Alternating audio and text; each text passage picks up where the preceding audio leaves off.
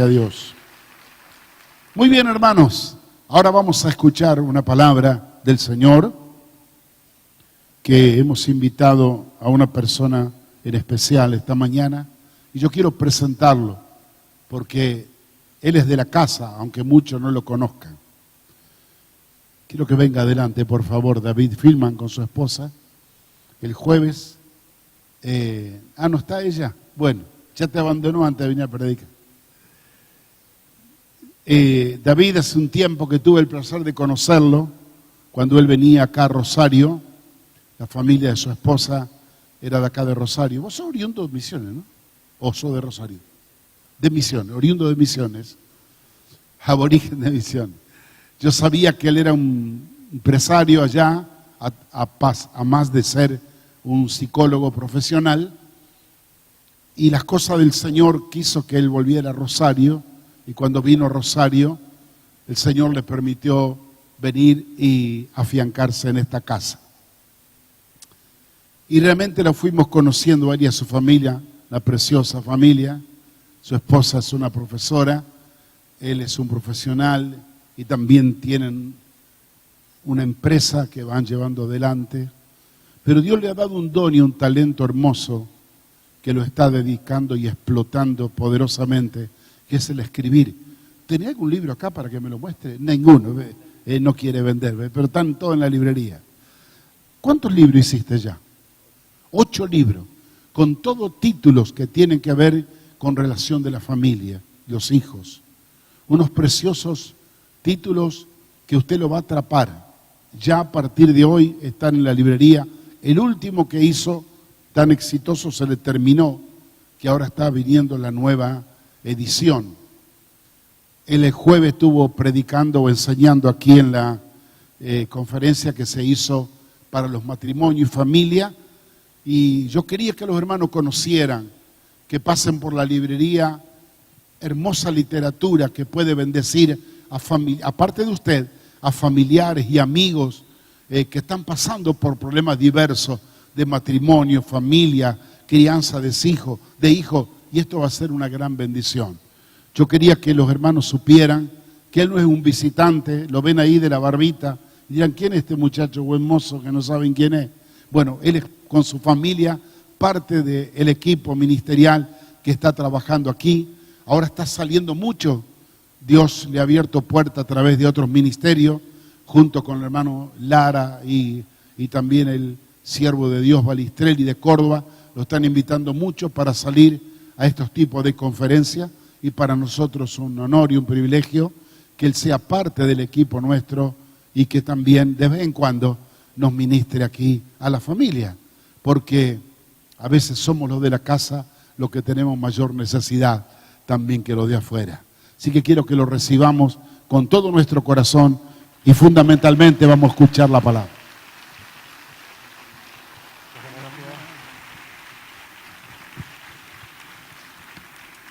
Amén. Gloria a Dios. Si hay algo, quiero honrar a nuestro pastor esta mañana y reconocer, hace 15 días hemos pasado esta situación tan tremenda que nosotros no tenemos ni idea, no estamos en su cuero, ¿no? Pero lo que hemos visto en él y en su familia es a Cristo formado. Creo que todos vamos a estar de acuerdo en esto, si hemos estado cerca. Me acuerdo justo hace 15 días estábamos en Córdoba, nos llega esta triste noticia de la partida de nuestra mamá pastora y terminamos un compromiso que teníamos, nos vinimos derecho al sepelio y cuando lo voy a abrazar al pastor me dice, ¿no estabas en Córdoba? Qué bueno que vinieron. En un momento de tanto dolor y de tanta tristeza se acordaba todavía de dónde habíamos estado y lo que estábamos haciendo, y quiero honrarte públicamente y reconocer la vida de Cristo formada en tu persona. La paciencia de Cristo, el amor de Cristo, el carácter de Cristo, el consuelo de Cristo. Hace más o menos 25 años atrás, en el año 93, tuvimos una triste experiencia con mi familia de perder a un hermano 1 año y medio menor que yo en un accidente automovilístico. Me acuerdo de una mañana, un domingo, suena el teléfono, me llaman desde Misiones y me avisan que mi hermano había muerto, no había ninguna posibilidad de volver a encontrarnos o verlo aunque sea un ratito. Era viajar 16 horas en colectivo y encontrarnos. Y esta semana hablábamos con unos amigos de aquí y decíamos, si hubiéramos visto esto de el sepelio de la familia Carlini hace tantos años atrás, este amigo perdió a su padre también. Y lo que hemos visto estos días es que cuando uno tiene entendido el Evangelio, cuando uno entiende el Evangelio, no por conocimiento humano, ni por sabiduría humana, ni por leer mucho la Biblia, sino por revelación del Espíritu Santo, uno entiende que hay cosas que no están en discusión. Y una de ellas es la muerte. Pablo dice que si muero es mejor. Y si no, sigo extendiendo el Evangelio. Y eso es lo que hemos visto en esta familia. Y es lo que yo no vi en mi familia hace 25 años atrás. Sufrimos mucho el duelo de perder un hermano de 19 años. Este amigo perdió a su papá, también sufrió mucho tiempo el duelo, un duelo patológico. ¿Por qué? Porque a veces no entendemos el Evangelio. ¿Por qué le comparto esto? No tiene que ver directamente con la palabra que le quiero compartir, pero en algún sentido sí tiene que ver, porque lo que Dios está queriendo hacer con nosotros en este tiempo es que podamos elevar la medida, que podamos crecer en el entendimiento, que podamos dejar de ver las cosas desde el punto de vista natural y poder ver las cosas desde el punto de vista de Dios. Esto que le acabo de compartir es una de esas. Yo puedo ver una familia con dolor, puedo ver una situación tristísima que todos estamos experimentando por la pérdida, pero puedo verla desde la perspectiva de Dios y ver una persona que entiende que si muero mejor porque vuelvo a Cristo, y si no muero sigo extendiendo el Evangelio. El tema está resuelto. Por eso cuando uno entiende el Evangelio no hay temor a la muerte, porque la muerte está resuelta. Fue resuelta en Cristo hace 2000 años. Pero necesitamos crecer en ese entendimiento. Dios me confrontó y quiero ser sincero y me gustaría que todos seamos sinceros en esta mañana. En el sepelio de Tani, Dios me confrontó con esto. A la semana siguiente yo estaba sentado ahí adelante, el pastor en un momento estaba ahí y lo veo con las manos levantadas cantando Dios ha sido bueno. Y me compungió el corazón. Y el Señor me dijo, ¿qué te pasa? Estoy hablando de mí, por favor, con todo amor y respeto. Si usted no se siente identificado, perdónenme, pero sé que muchos se van a sentir identificados. Y el Señor me dijo, ¿qué te pasa? ¿Por qué todavía sos niño en algunas cosas? Que en vez de ser vos consuelo y colaborador, tiene que ser Él en medio de su dolor el que te consuela a vos. Y Dios tiene muchas formas de trabajar en nuestro orgullo, en nuestro carácter, porque todo lo que Dios está haciendo es formar a Cristo en nosotros. La palabra lo dice muy clara, que Dios estableció las 5 gracias ministeriales en la iglesia. Apóstoles, profetas, evangelistas, pastores y maestros, para perfeccionar a los santos, para que todos lleguemos a la medida, a la estatura del varón perfecto que es Cristo. Y Dios me confrontó viendo a Cristo formado en él, en cuánto Cristo tiene que ser formado en mí todavía. Y esta mañana la palabra tiene que ver con eso. Quiero que juntos podamos ser sinceros. Y el jueves hablábamos un poco con los matrimonios.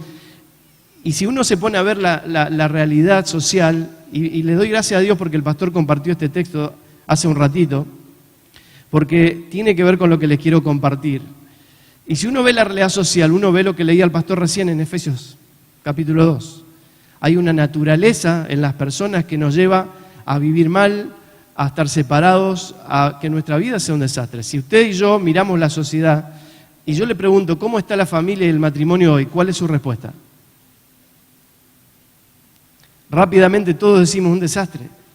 Pero ¿saben qué? Dios me confrontó hace unos años atrás, y esto que comentaba el pastor, que le agradezco mucho, no me gusta que me vendan de frente, le doy gracias, pero Dios me llevó a confrontarme con la realidad y la tristeza de que nosotros como cristianos no marcamos la diferencia. También tenemos separaciones, también tenemos violencia en nuestra casa, también tenemos adulterio, también tenemos luchas y cosas que no quisiéramos vivir, pero las vivimos igual que cualquiera. Entonces, después de 20 años de experiencia profesional en mi consultorio, después de 3 generaciones de creyentes, en mis abuelos, mis padres, yo, mis hijos son la 4ª generación de creyentes, y todo el tiempo Dios me inquietaba con una pregunta y con una frustración, la frustración de lo hueco de la religión y la frustración de la sabiduría humana que no termina de resolver el problema de fondo. Y mi pregunta empezó a ser hace unos años atrás, ¿cuál es el verdadero problema de las familias y los matrimonios? ¿Cuál es el verdadero problema? Porque seamos sinceros, estamos en una época de un avance científico terrible. Casi la mayoría de las cosas tiene solución. Estamos en una época de un avance en la tecnología para la comunicación impresionante. Tenemos más comunicación que nunca. En este momento, en cualquier lugar del mundo están viendo en vivo esto. Sin embargo, teniendo lleno de libros de autoayuda, lleno de materiales, lleno de herramientas, solo ponemos parches y no encontramos la solución de fondo de los problemas que tenemos. ¿Está de acuerdo conmigo? Entonces, la pregunta es, ¿cuál es el verdadero problema de las familias? Y ese es el título de lo que le quiero compartir por unos minutos en esta mañana.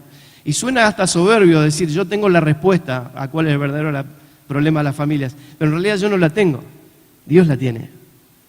Y cuando uno se dispone, aún en situaciones duras y difíciles como perder a la compañera de toda la vida, o perder un hermano 1 año y medio menor que uno, o perder un trabajo, o perder situaciones de paz en la familia, cualquiera sea la situación que tenemos, nosotros tenemos 2 caminos.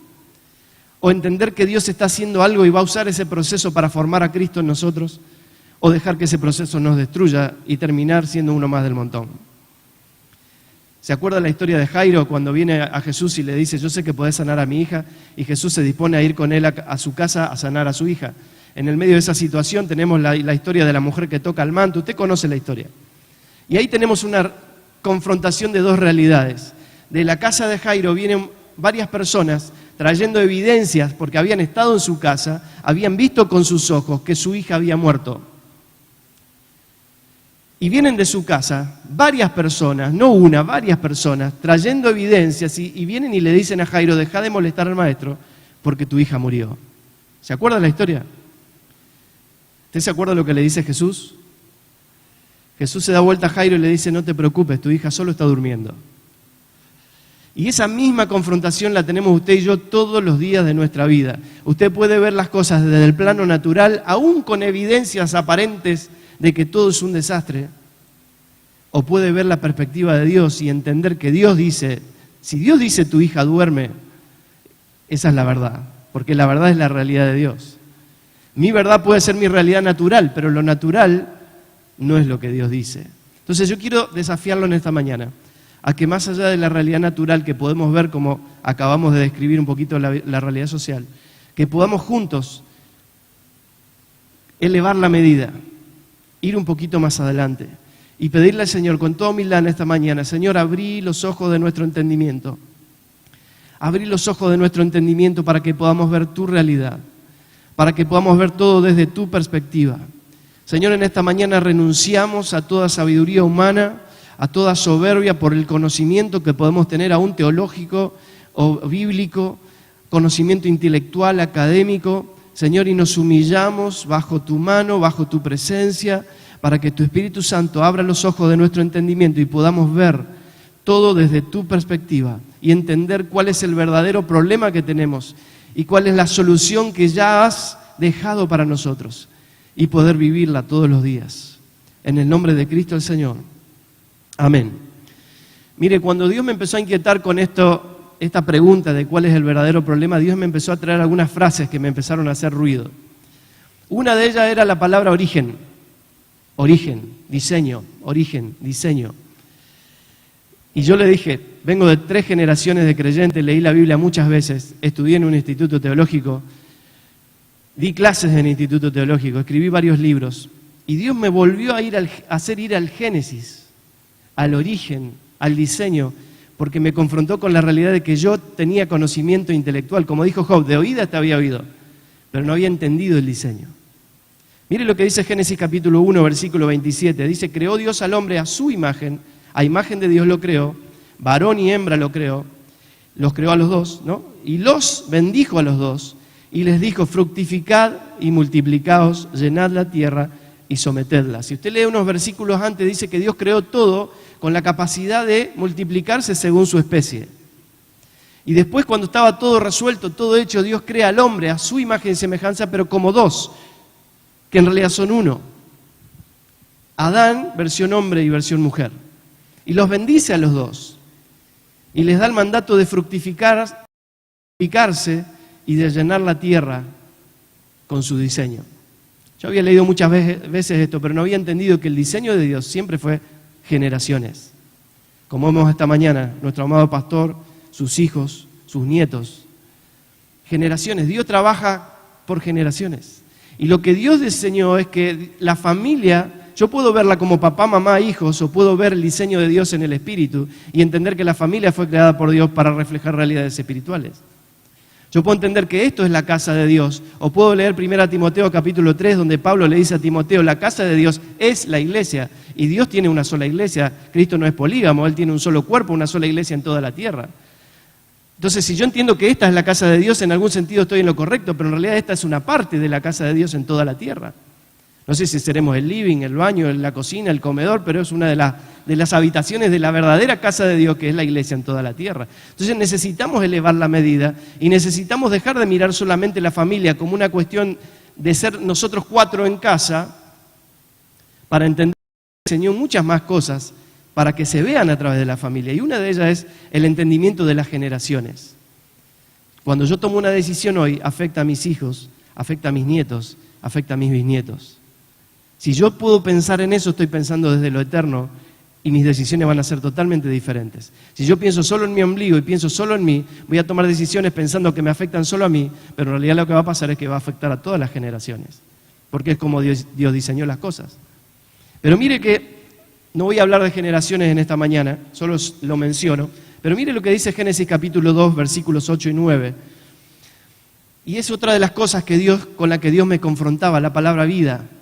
Vida, vida. Y hoy estamos en un tiempo donde se está discutiendo la vida, ¿no? Pero mire lo que dice Génesis capítulo 2. Jehová Dios plantó un huerto en Edén, al oriente, y puso allí al hombre que había formado. E hizo Jehová Dios nacer de la tierra todo árbol delicioso a la vista y bueno para comer, también el árbol de la vida en medio del huerto y el árbol del conocimiento del bien y del mal. Una de las cosas que yo nunca había entendido y que el Espíritu Santo me empezó a hacer entender es que siempre para Dios todo se trató de una vida. Dios lo puso al ser humano en un ámbito orgánico, en un huerto, en un ámbito de vida. La vida como alegoría de realidades espirituales. Fíjese que ahí se habla del árbol de la vida en medio del huerto. ¿Quién dijo yo soy el camino, la verdad y la vida? Por lo tanto, vemos claramente ahí que el árbol de la vida es una alegoría, una comparación, una metáfora de la persona de Cristo en el huerto. Yo puedo ver lo natural, puedo ver un árbol, puedo ver 2 árboles, puedo ver 4 ríos, puedo ver un lindo ambiente donde estaba todo resuelto, o puedo ver que ese ambiente me refleja realidades espirituales que yo tengo que entender.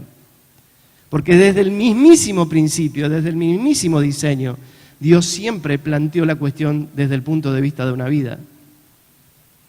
Entonces fíjese en lo que hacemos nosotros. De nuevo le digo con todo amor y respeto, estoy hablando de mí en esta mañana. Si usted se siente identificado, bienvenido.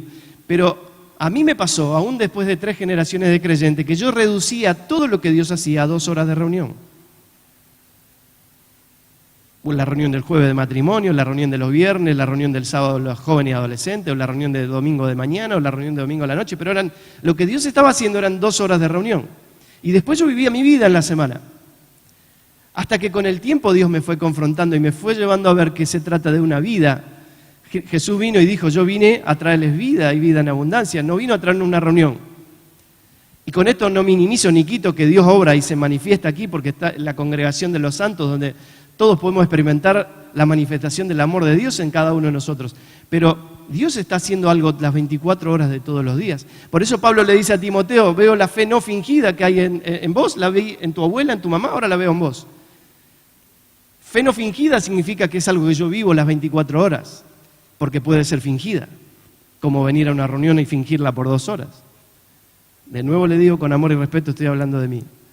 Entonces, cuando Dios me empezó a llevar a entender estas cosas y a entender que Él desde el vamos planteó la cuestión como una cuestión de vida y que su deseo, como leímos recién en el capítulo 1, es que las familias pudieran multiplicarlo esto en las generaciones, la cosa empieza a cambiar. Yo ya dejo de empezar a pensar en mis problemitas, en mi ombligo, y empiezo a darme cuenta que Dios nos metió en algo grande y que tiene que ver con un propósito eterno, con un propósito mucho más grande que el que yo pueda vivir solamente durante X cantidad de años.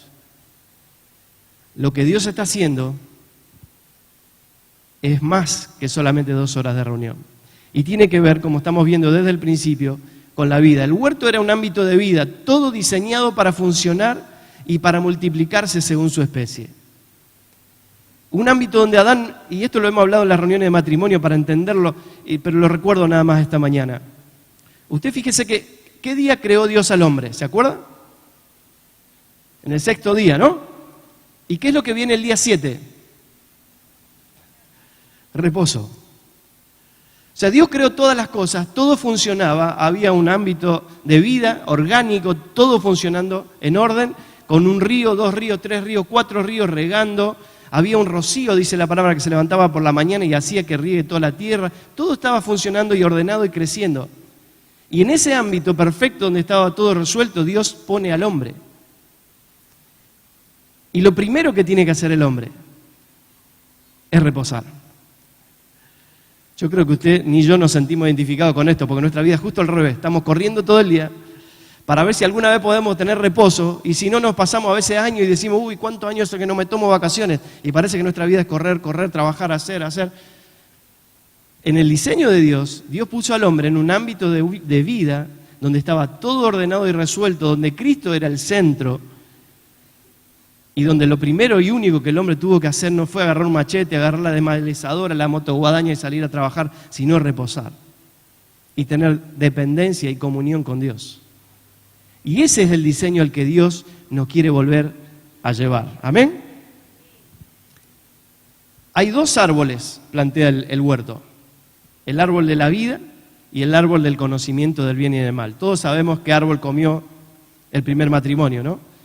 Ahora seamos sinceros, yo le hago una pregunta. ¿Cómo le fue al primer matrimonio por no comer del árbol de la vida que es Cristo, sino comer del árbol del conocimiento del bien y del mal y saber por mí mismo lo que está bien y que está mal?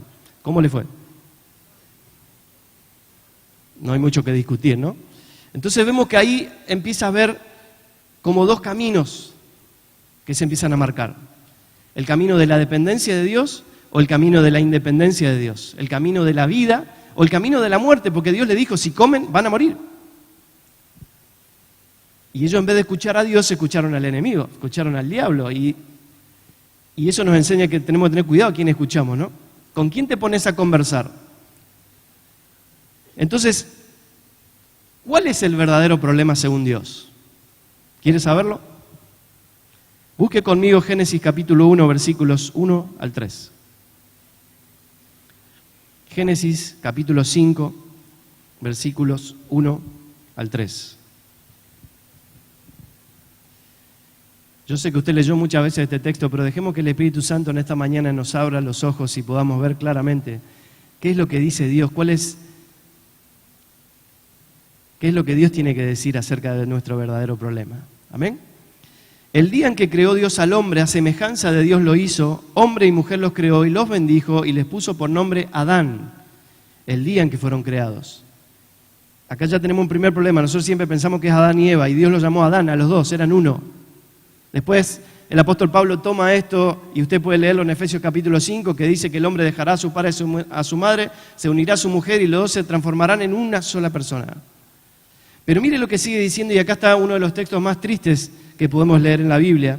Y dice, vivió Adán 130 años y engendró un hijo.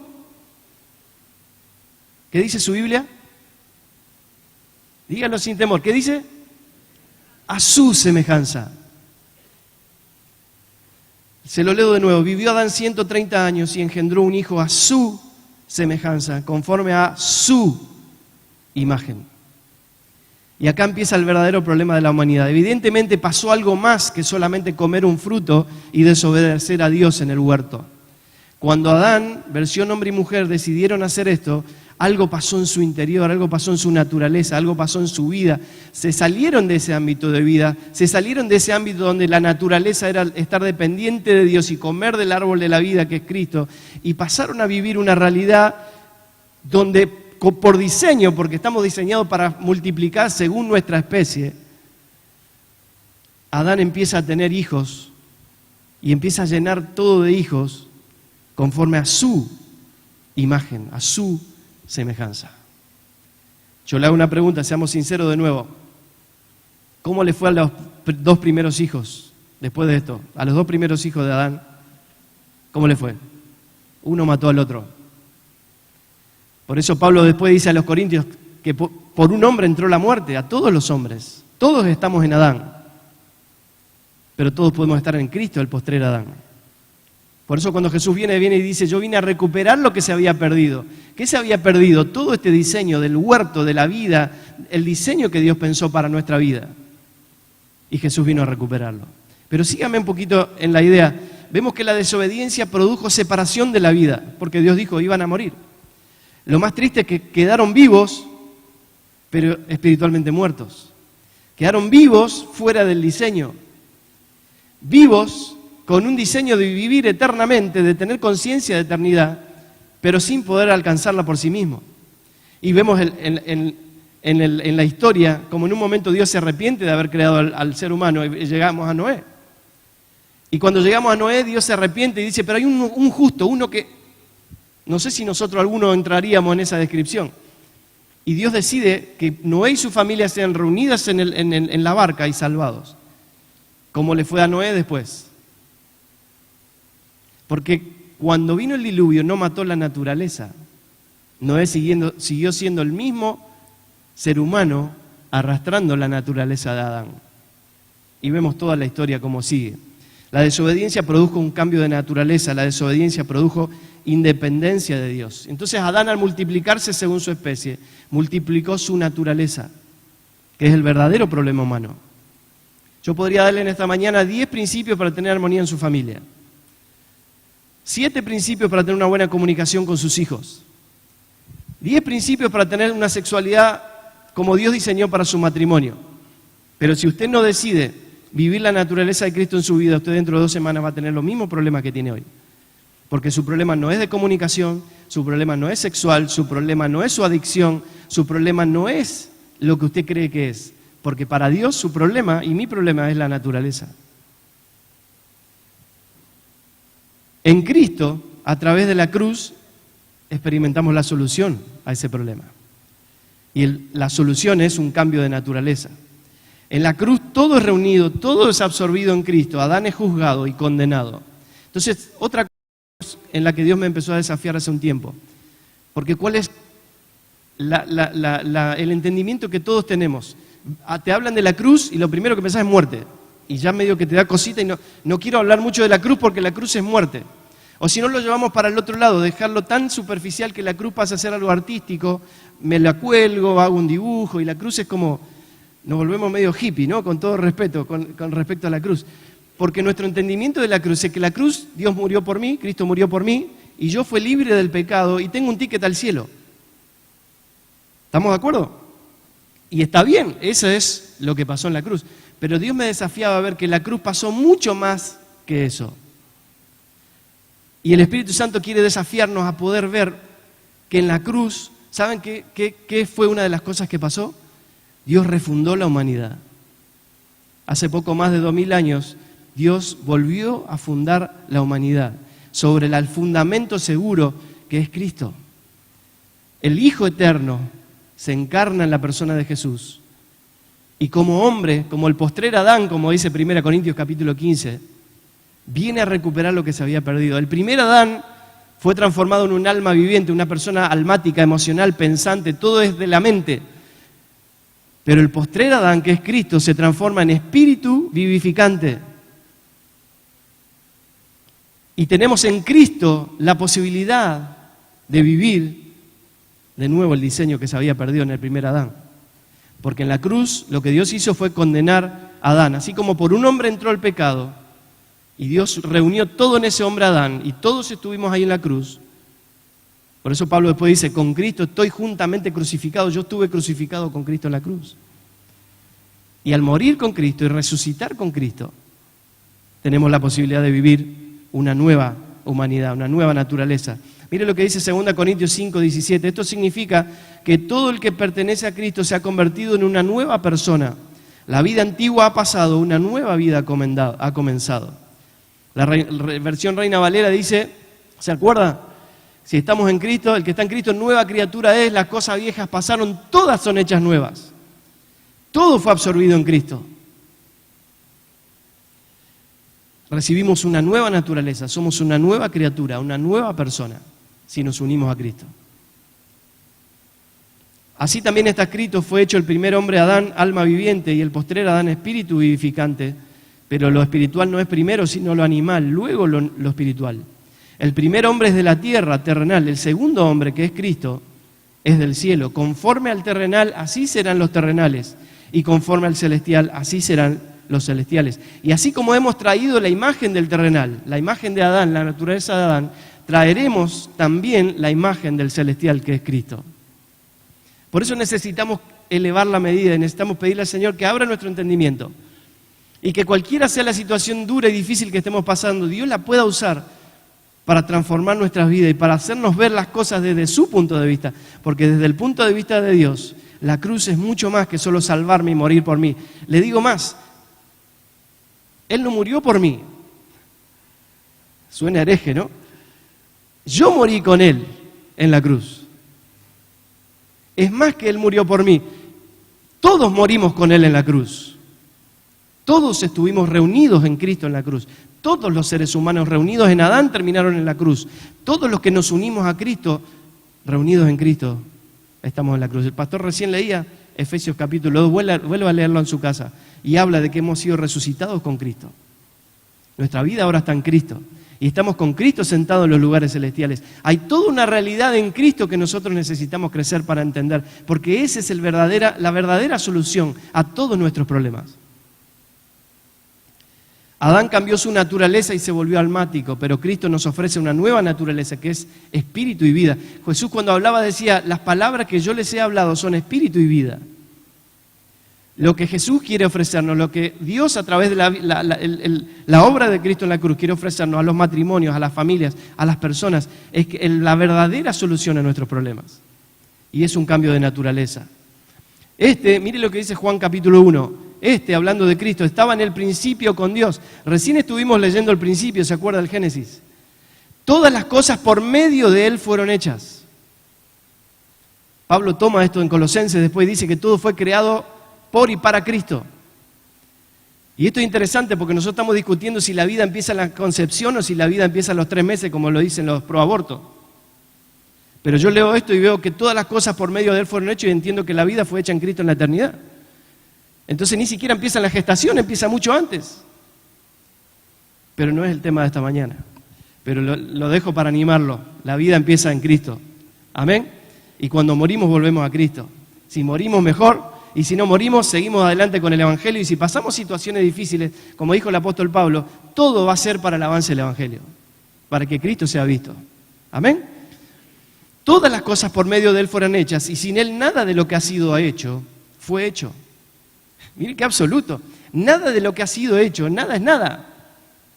Fuera de Cristo, nada de lo que ha sido hecho fue hecho. En Él estaba la vida y la vida era la luz de los hombres. La vida empieza en Cristo, en la eternidad. Y este es el testimonio que Dios nos ha dado, dice 1 Juan capítulo 5, versículo 11, que Dios nos ha dado vida eterna y esta vida está en su Hijo. El que tiene al Hijo tiene la vida, el que no tiene al Hijo de Dios no tiene la vida. Puede creer que vive, puede creer que está vivo, puede describir lo que vive como si fuera una vida, pero en realidad, según la perspectiva de Dios, si yo no tengo al Hijo, no tengo la vida. Lo cual nos hace preguntar qué es la vida. Y podríamos hablar 2 horas acerca de esto, no es el tema de hoy, pero yo le animo a que usted investigue un poco y que se dedique a inquirir, que se dedique, como le decía Pablo a Timoteo, procura con diligencia presentarte a Dios aprobado como obrero que no tiene de qué avergonzarse y que usa bien la palabra de verdad. Eso no son 2 horas de reunión, eso es estar en tu casa buscando, inquiriendo, postrándose, orando, pidiendo, Señor, abrí mi entendimiento. Porque la vida no es mi esposa, mis 2 hijos, mi casa, mi auto, y yo lo invito a Dios a esa vida a ser primero en ese lugar. Dios no quiere esa vida, Dios me da su vida para que yo la viva, la vida de su Hijo. Es mucho más, pero le animo a que lo estudie y lo busque en su casa. Siempre para Dios se trató de una vida, y siempre la vida estuvo en Cristo, como acabamos de leer en Juan capítulo 1. En Él estaba la vida. Él es la vida. Y Él vino a traernos vida. Mire lo que decía Jesús en Juan capítulo 15. Porque si ustedes creyeran a Moisés, me creerían a mí, pues él escribió de mí. Pero si no creen a sus escritos, ¿cómo creerán a mis palabras? Los confrontaba Jesús a los líderes religiosos. Y yo me sentí muchas veces involucrado, identificado con los líderes religiosos, creerme que le hace todo y en realidad tiene que venir Cristo a decirme, Dios a decirme, no entendés, sos como un niño. Pero no en el buen sentido de la palabra, en el sentido de no crecido, no maduro. 3 generaciones de creyentes y no entendés.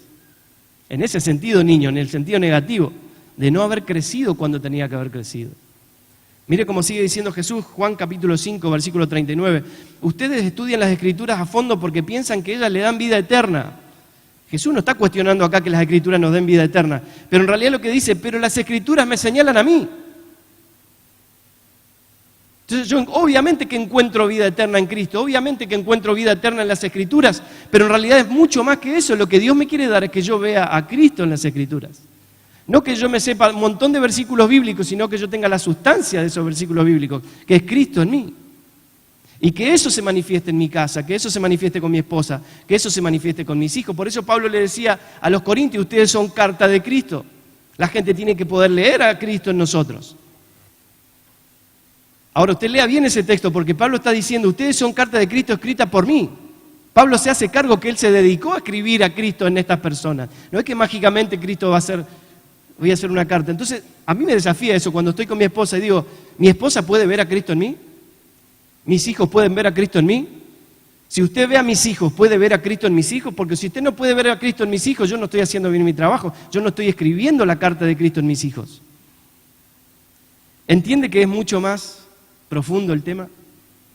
Entonces necesitamos volver a profundizar en todo esto, necesitamos entender que no se trata de nosotros. Está bueno estar felices porque Él me salvó y murió por mí, pero no se trata solo de eso, se trata de Él en realidad, se trata de un propósito eterno, se trata de que en la cruz Dios refundó la humanidad y yo fui parte, de Yapa entré en eso.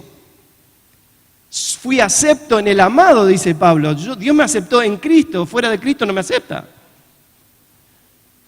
Y suena duro, pero es la realidad de las Escrituras. Entonces necesitamos volver a Cristo, necesitamos entender a Cristo, necesitamos entender el problema, porque si tenemos un mal diagnóstico del problema, todas las soluciones que ofrezcamos van a estar equivocadas. Por eso yo después de casi 20 años de profesión, no sabe cuántas frustraciones tuve por darle todas las herramientas, estudié, investigué, busqué trabajos prácticos, me dedicaba con una pasión tremenda a mis pacientes y más de una vez me frustré porque no veía el resultado que yo sabía que podían tener. ¿Sabe qué me faltaba? Entender que el problema es la naturaleza.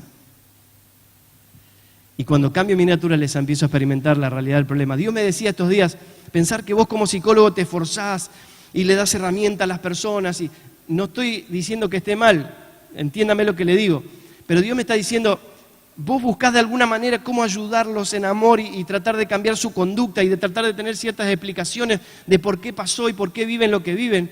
¿Y sabés lo que hago Dios? Me dice el Señor. ¿Sabés lo que hago yo? Dice Dios. Yo te puse la vida de mi propio Hijo, Cristo, en vos. Colosenses dice, Cristo en nosotros, esperanza de gloria. La esperanza es Cristo en mí. ¿Yo puedo amar? No. ¿Yo puedo perdonar? No, me cuesta. ¿Puedo dejar mis vicios? No, pero Cristo en mí sí puede. Cristo en mí es perdón, Cristo en mí es paciencia, Cristo en mí es justicia, Cristo en mí... ¿Entiende la diferencia? Por más que nos esforcemos por nuestras fuerzas, no vamos a poder. Pero Cristo en nosotros sí puede. Seguía diciendo Jesús en Lucas 24, dice... Comenzando desde Moisés y siguiendo por todos los profetas, les declaraba en todas las Escrituras lo que decían de Él. Siempre se trató de una vida, siempre se trató de Cristo, siempre se trató de que vivamos la vida que Dios diseñó desde el origen que vivamos. Una vida donde está todo ordenado, donde está todo resuelto, donde Cristo es el centro como árbol de vida del cual tenemos que comer y donde nuestra experiencia sea reposo. Eso es lo que Dios quiere. Y cuando vivimos eso y la gente nos ve, miren, el mejor evangelismo que existe es que la gente vea a Cristo en vos. No lo que decís, no la calcomanía en tu auto, no la música que escuchás. La gente tiene que ver a Cristo en vos, porque ahora somos el cuerpo de Cristo. La gente antes veía a Jesús, tocaba la persona de Jesús. Pero hoy Jesús murió y no está el cuerpo de Cristo que somos nosotros. Unidos a Cristo, que es la cabeza, tenemos su mismo ADN. Tenemos su misma genética, Él es el primogénito, el primer gen Si estás enfermo en esta mañana, quiero darte una buena noticia. Tenés en tu vida la genética de Cristo. Según los médicos podés estar enfermo, según Dios no, porque tenés la genética de Cristo que te sana. Si tu mente no funciona en esta mañana, quiero darte una buena noticia. Tenés la mente de Cristo. La mente de Cristo no se deprime, la mente de Cristo no se bajonea, la mente de Cristo no está confundida, la mente de Cristo no duda. Pero lo que necesitamos es volver a entender la cruz, porque todo esto que tenemos ahora en Cristo pasó en la cruz. Mire lo que dice Efesios 4:10. El propósito de Dios con todo esto fue utilizar la iglesia para mostrar la amplia variedad de su sabiduría a todos los gobernantes y autoridades invisibles que están en los lugares celestiales. Y ese era su plan eterno, que Él llevó a cabo por medio de Cristo Jesús, nuestro Señor. El plan eterno de Dios era tener un cuerpo, una iglesia que muestre quién es Cristo. ¿Amén? Pues Dios estaba en Cristo reconciliando al mundo consigo mismo. Esto pasó en la cruz. Dios estaba en Cristo, en el postrer Adán, reconciliando al mundo consigo mismo, no tomando más en cuenta su pecado, y nos dio a nosotros este maravilloso ministerio de la reconciliación. Así que somos embajadores de Cristo. Estoy leyendo 2 Corintios capítulo 5. Texto que usted conoce, léalo, vuelva a leerlo en su casa. 2 Corintios 5 sigue diciendo, versículo 17, y esto significa que todo el que pertenece a Cristo se ha convertido en una nueva persona. Nos transformamos en una nueva creación, en Cristo. Dejemos de vivir la naturaleza adámica porque tenemos la posibilidad en Cristo de vivir su naturaleza en nosotros. Pablo dice en Gálatas 2:20, mi antiguo yo ha sido crucificado con Cristo, ya no vivo yo, sino que Cristo vive en mí. Y la vida que ahora vivo en la carne, la vivo en la fe del Hijo, no en la fe en el Hijo. Lea el texto, dice, la vivo en la fe del Hijo de Dios que está en mí. Colosenses 1:26 dice, el misterio que había estado oculto desde los siglos y edades, pero que ahora ha sido manifestado a sus santos, a quienes Dios quiso dar a conocer las riquezas de la gloria de este misterio de entre los gentiles, que es Cristo en nosotros, esperanza de gloria. La esperanza no está en un psicólogo, la esperanza no está en los libros de autoayuda, la esperanza no está en el dinero, la esperanza no está en que te cases y seas feliz. Una persona no está para casarte y ser feliz, la persona está para ser tu compañera de propósito. Tu familia no está para hacerte feliz, tu familia está para ser un equipo de propósito que manifiesta a Cristo en las generaciones.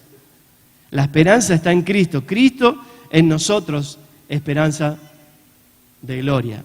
Entonces, lo que necesitamos entender es que la cruz es mucho más que solamente el perdón de los pecados y el ticket para ir al cielo. Necesitamos entender todo lo que nos fue concedido en la cruz. Y yo le animo en esta mañana que usted se dedique esta semana, estas semanas que siguen, simplemente porque nuestra oración siempre es, Señor, dame, necesito, saname, pero yo le animo que usted deje por un tiempo de lado su necesidad, porque Dios sabe de qué tiene necesidad usted. Pero quiero animarle con todo el amor y el respeto, que usted en esta semana simplemente haga esta oración, Señor, quiero entender todo lo que me fue concedido en la cruz. Quiero entender todo lo que me fue concedido en la cruz. La solución al verdadero problema, según Dios, fue la cruz. En la cruz muero a mi vida para vivir su vida. Esa es la solución de Dios. Y recibo una vida que es una fuente inagotable. Mire, si usted mira un poquito va a ver que la vida tiene dos cosas básicas. Cualquier vida, un pescadito, un perro, un árbol, todo tiene dos cosas básicas. Uno es el conocimiento innato. Nace y sabe. Usted no le enseña a un pescado cómo respirar abajo el agua. Fue diseñado con una vida que ya tiene ese conocimiento. Y la segunda cosa que tiene es una habilidad innata para llevar adelante ese conocimiento. ¿Estamos de acuerdo? Ahora yo le hago una pregunta. Si Dios nos está diciendo que recibimos la vida de su Hijo, ¿cuánto más conocimiento y cuánta más habilidad hemos recibido? Entonces usted tiene ya una vida que le ha sido dada y es la vida del Hijo, la vida de Cristo, por la obra del Espíritu Santo. Y esa vida tiene el conocimiento y la habilidad para llevarla adelante. Pero ¿cuál es la manera? Pablo lo acaba de decir, Gálatas 2:20, con Cristo estoy juntamente crucificado. Y esta es una de las realidades que tenemos que entender de la cruz. Pablo acá lo está poniendo como un estado permanente. La cruz es un estado permanente. La cruz es un estado de todos los días. Jesús dijo, el que quiera seguirme, tome su cruz cada día y sígame. Necesitamos entender que la cruz no fue un suceso hace 2000 años. La cruz es un estado permanente en el cual yo tengo que ir cada día. Porque en Cristo, con Cristo estoy juntamente crucificado. Mateo 16 dice lo que le acabo de decir. Si alguno quiere seguirme, niéguese a sí mismo. Niéguese a sí mismo. ¿Qué significa esto? Jesús postrado en el Getsemaní diciendo, Señor, llorando gotas de sangre, que se haga tu voluntad y no la mía. Pidiéndole al Padre, por favor, haceme pasar esto, no quiero esto. Pero pudiendo decir, me niego a mí mismo y que sea tu voluntad y no la mía. Y ese es el desafío que el Espíritu Santo quiere traernos a nuestra vida para cada día, cada mañana. Levantarnos y estar en el Getsemaní diciendo, Señor, que sea tu voluntad y no la mía. Me niego, me postro ante tu cruz. Tu cruz donde recibí amor, tu cruz donde recibí justificación, tu cruz donde recibí perdón, tu cruz donde la humanidad fue refundada y en Cristo puedo ser parte de esa nueva humanidad, con una nueva naturaleza, una naturaleza de vida, de paz. El reino de Dios no consiste en comida y bebida, sino en justicia, paz y gozo en el Espíritu Santo. Y esa es una vida que Dios nos trajo. Mire lo que dice Romanos 6 y ya vamos terminando, porque somos sepultados juntamente con Él para muerte por el bautismo, a fin de que como Cristo resucitó de los muertos por la gracia, la gloria del Padre, así también nosotros andemos en vida nueva. ¿Cuál es la solución de Dios para nuestras vidas? La cruz. Y hay muchísimo para hablar de esto y el pastor lo está haciendo y lo va a seguir haciendo. Y oramos para que Dios le siga dando entendimiento y podamos todos crecer y ser formados a la imagen de Cristo. Pero la solución de Dios es la cruz. Es la cruz. Hace justo la semana pasada recordábamos la Pascua. Y necesitamos entender a la cruz como un estado permanente. Necesitamos entender la cruz como un lugar donde Dios puede darnos la vida que necesitamos. Así que le voy a animar a que cierre sus ojos un momento ahí donde está. Yo sé que en esta mañana usted tiene necesidad de muchas cosas, como yo también las tengo.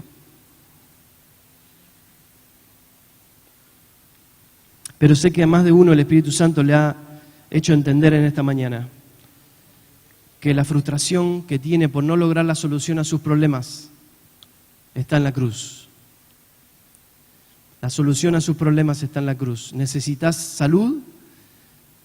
Ya fuiste sano en la cruz. Él llevó nuestras enfermedades y nuestros dolores. ¿Necesitas vida? La tenés en Cristo, impartida por el Espíritu Santo en tu persona. ¿Necesitas ser libre de las adicciones? Las tenés en la cruz. Señor, ayúdanos a entender todo lo que pasó en la cruz. Ayúdanos a entender que en la cruz fundaste la humanidad. Abrí nuestros ojos, los ojos de nuestro entendimiento para poder amar tu cruz, amar la cruz, no escaparla. Cada día poder ir a la cruz. Con todo respeto te digo esta mañana, tengo un fuerte pesar en mi corazón y quiero animarte, si lo entendés así, que ahí donde estás puedas postrarte en esta mañana, postrarte delante de su cruz. Señor, en esta mañana nos negamos a nosotros mismos y venimos, Señor, en este acto simbólico en esta mañana, de postrarnos delante de tu presencia, delante de tu cruz.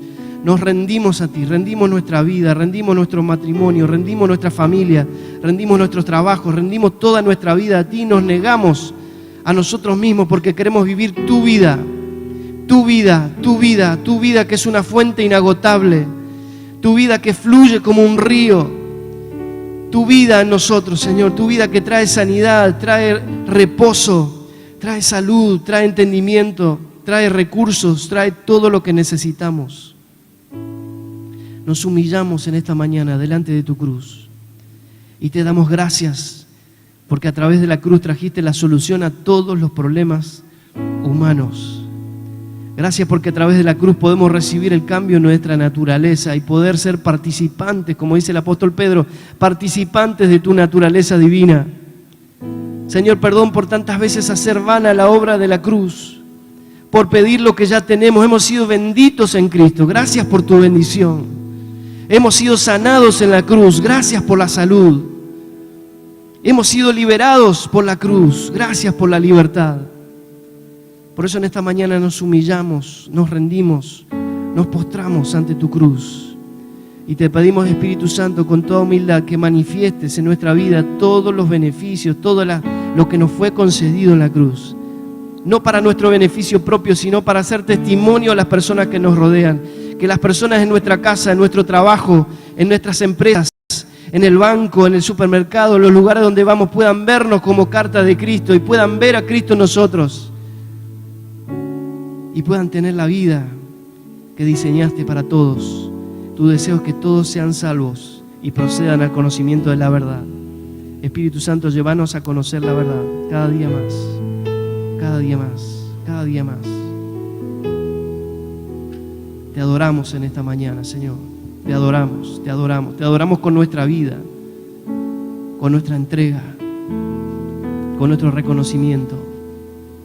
Gracias por tu cruz. Gracias por tu cruz. Gracias, Espíritu Santo, porque vas a seguir abriendo los ojos de nuestro entendimiento para entender tu cruz. Entender tu cruz. Gracias porque en esta mañana hay personas aquí que son salvas por tu cruz. Gracias porque en esta mañana hay personas aquí que son sanas en su cuerpo, en su mente, por la obra de la cruz. Porque la exposición de tus palabras alumbra. Gracias, Señor. Gracias, Señor. Gracias, Señor. Bendito seas, bendito seas.